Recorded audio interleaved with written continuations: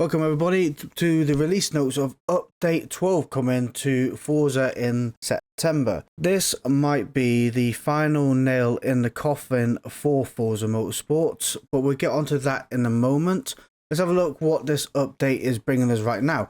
So we're going to celebrate mid-engine cars for Forza's Update 12 with their exceptional handling and performance, and we get a few new toys to play with, which is the McLaren Artura and the 2022 Lamborghini Huracan Evo Spider, which is a quite good car to drive.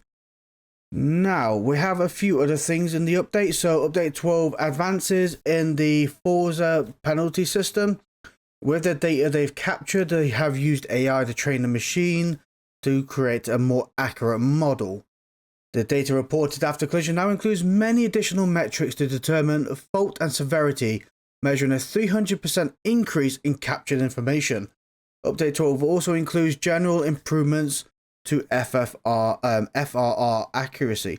So hopefully that might mean they've fixed relatively the penalty system. Great news though, spectator mode is coming for private multiplayer.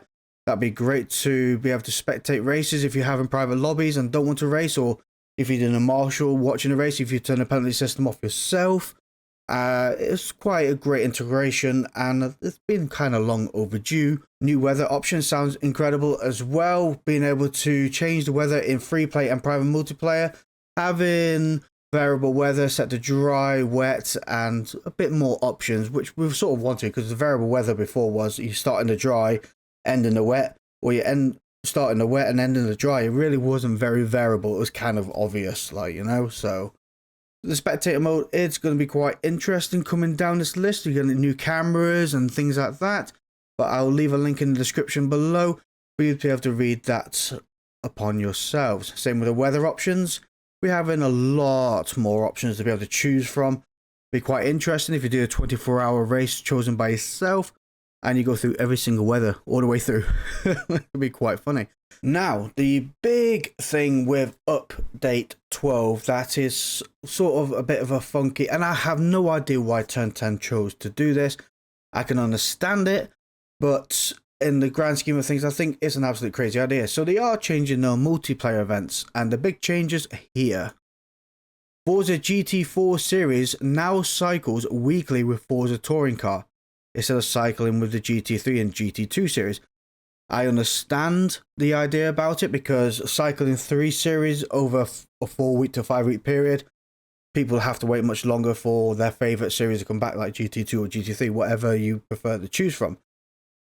But I do feel disrupting the touring car series, which has been quite stable and has mainly always been quite populated, and actually some of the cleaner races are in the touring cars, upsetting that balance. I don't know, and I've already received a lot of in the Discord and other messages stating this situation, and a lot of people are not happy. But let me know down in the comments below what you feel about this whole situation.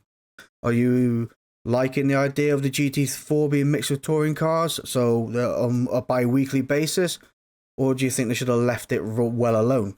Endurance series has also been moved to spec events tab, probably just a bit of tidy up, things like that. And the Endurance series is always welcome. It's an absolute brilliant series, and it's quite nice that the last week they had the vintage stuff. So going down to bug fixes and improvements, they have a huge list of bug fixes that they are improving, along with a lot of other things, rendering, gameplay, multiplayer, livery editor, and the UI, things like that. I was going to leave all this in the description down below for you to be able to peruse on in your own time. I thought this update needed to be shown as early as possible and addressed as early as possible, because I think I don't know what to say about mixing the touring cars and the GT4 series. So again, let me know down in the comments below what you think about it.